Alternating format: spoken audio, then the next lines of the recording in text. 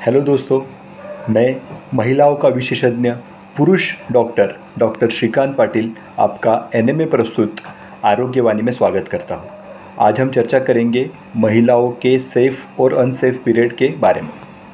Safe period यानी ऐसा समय कि जिस समय पे बिना कोई गर्भ निरोधक उपाय इस्तेमाल किए प्रेगनेंसी नहीं रुकेगी, और अनसेफ पीरियड यानी फर्टाइल पीरियड ये ऐसा समय होता है कि जिस समय पे प्रेगनेंसी रुकने का चांस होता है। सो ये जानने के पहले हमें ये जानना होगा कि स्त्री और पुरुष अपने अपने बीज कैसे बनाते हैं।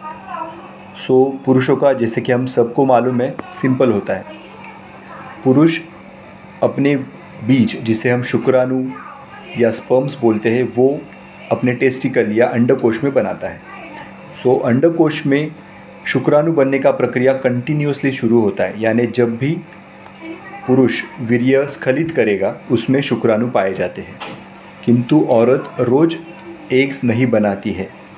सो औरत का सिस्टम क्या होता है कि औरत महीने में केवल एक बार ही अपने अंडे या एग्स बनाती है, और वो भी केवल 24 से 36 या 48 घंटे तक ही शरीर में जीवित रहता है। और पुरुष का जो शुक्राणु है वो मानवीय शरीर में 2 से 3 दिन तक जीवंत रहता है। सो जिस समय पे औरत के शरीर में औरत का अंडा उपलब्ध होगा, उस समय पे अगर शारीरिक संबंध बनाए जाते हैं तो चांस होगा कि प्रेगनेंसी रुक सकती है। सो यही हमें सिंपली बता रहा है कि सेफ पीरियड ये ऐसा समय होगा जिस समय पे औरत के शरीर में औरत का बीज उपलब्ध नहीं होगा। और अनसेफ पीरियड या उल्टी भाषा में फर्टाइल पीरियड ये ऐसा समय है कि जिस समय पे औरत के शरीर में उसका अंडा या उसका एग उपलब्ध होने का चांस होगा। सो इसे समझने के लिए हमें ये समझना होगा कि औरत के अंडे औरत के शरीर में कब तैयार रहते हैं। तो जनरली ऐसा कहा जाता है या ऐसा पाया जाता है कि किसी भी लड़की का जो साइकिल है उसका जो मध्य दिन होता है, middle day of the cycle, ये अंडा रिलीज़ होने का डेट होता है, जिसे हम ओव्यूलेशन डेट बोलते हैं। सो जनरली जब हम देखते हैं तो हम ये पाते हैं कि अगर किसी लड़की का साइकिल ये 28 दिनों का होगा तो 14वां दिन उसका ओव्यूलेशन होने का चांस होता है। जैसे अगर किसी का 30 दिन का साइकिल होगा तो 15वां दिन, किसी का 26 दिन का होगा तो 13वां दिन। सो साधारणतः मिडल ऑफ द साइकिल ये ओव्यूलेशन का डेट होता है। अब जबकि स्पर्म का जो लाइफ स्पैन है वो 2 से 3 दिन का है, और एग का लाइफ स्पैन 1.5 से 2 दिन का है। इसलिए जो ओव्यूलेशन का एक्सपेक्टेड डेट है उसके पहले के 2-4 दिन और उसके बाद के 2-4 दिन ये अनसेफ पीरियड कैलकुलेट किया जा सकता है। जैसे अगर किसी का 28 दिन का साइकिल है तो 14वां दिन अगर हम ओव्यूलेशन का डे पकड़ते हैं तो उसके पहले के 2-4 दिन यानी 11वें-12वें दिन से लेके बाद के 2-4 दिन यानी 15-16वां दिन। तो जनरली पीरियड का जिस दिन पीरियड आना शुरू होता है, मेंस्ट्रुअल साइकिल शुरू होती है, वो अगर पहला दिन पकड़ेंगे तो वहाँ से आगे 11वां दिन से लेके 16वां-17वां दिन, ये जो हफ्ता है ये हम अनसेफ पीरियड कैलकुलेट करेंगे।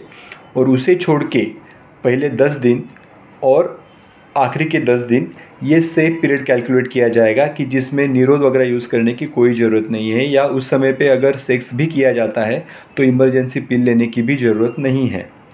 इसे और आसान भाषा में समझाने के लिए किसी भी लड़की का जो मेंस्ट्रुअल साइकिल है उसको हम 3 पार्ट में डिवाइड करेंगे।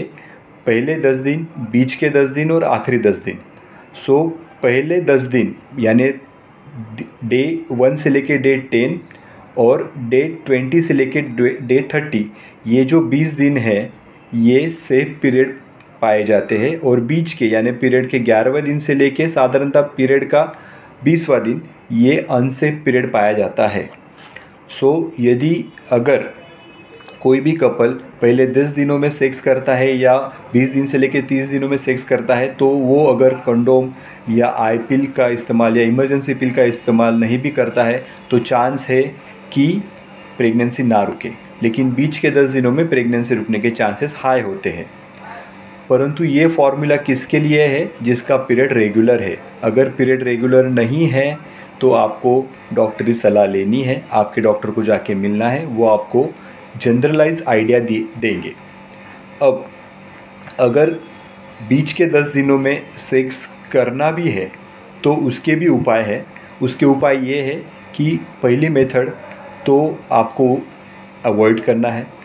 दूसरी मेथड, अगर इस समय पे संबंध रखने हैं तो पुरुष को वीर्य को योनि मार्ग में ना स्खलित करके योनि मार्ग से बाहर स्खलित करना है, बाहर इजैकुलेट करना है।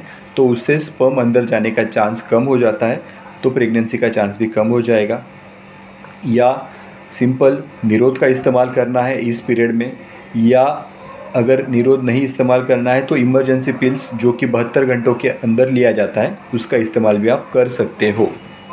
अब ये जो भी कॉन्ट्रासेप्शंस मैं समझा रहा हूँ इसके अपने फ़ायदे नुकसान होते हैं, इसके अपने कुछ क्राइटेरियाज होते हैं, वो आप आपके नज़दीकी आपके फैमिली गायनेकोलॉजिस्ट को पूछ के इस्तेमाल कर सकते हैं। धन्यवाद।